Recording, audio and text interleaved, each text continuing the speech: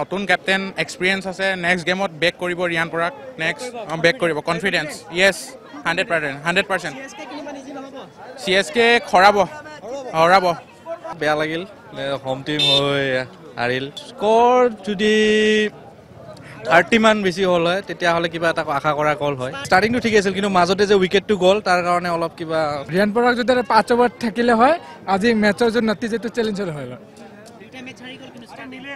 একো নহয় আৰু কামবেক কৰিব পাৰিম আৰু আছে ন বাকী কিটা মেচৰ আছে আজি খেলখন আমি বহুত আশাৰে আহিছিলোঁ যে ৰাজস্থান ৰয়েলছ উইন হ'ব যিয়ে নহওক খেলৰ মাজত হাৰা জিকা আছে ৰাজস্থান ৰয়েলছৰ কেপ্টেইন যিহেতু আমাৰ অসমৰে সন্তান হয় আমি সেই আশাৰে আহিছিলোঁ যে খেলৰ ছাপোৰ্ট কৰাৰ কাৰণে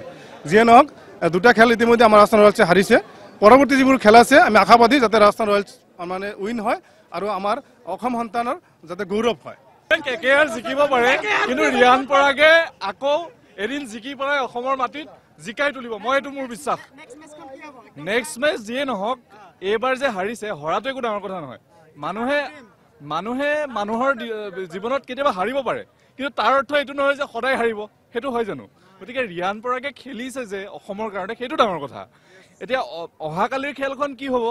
সেইটো পিছত দেখা যাব কিন্তু খেলিছে যে তাৰ কাৰণে আমি গৌৰৱ অনুভৱ কৰিছো ছাপোৰ্ট কৰিব লাগিব অসমীয়া ল'ৰা এজন তেওঁলোকে ইমান ধুনীয়াকৈ খেলিছে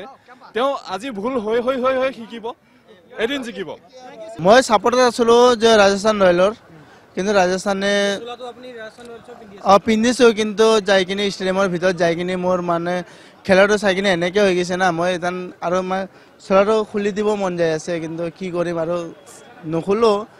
আমাৰ হোম গ্ৰাউণ্ডৰ হয় বা যিয়ে হওক মই ছাপোৰ্টাৰ ইতানো আছোঁ কিন্তু খেলাটো যিখিনি ভাল লাগিছে কলকাতাৰ ভাল লাগিছে 30 তাৰিখে মই চাওঁ ৰ'ব কি হয় ইতান খেল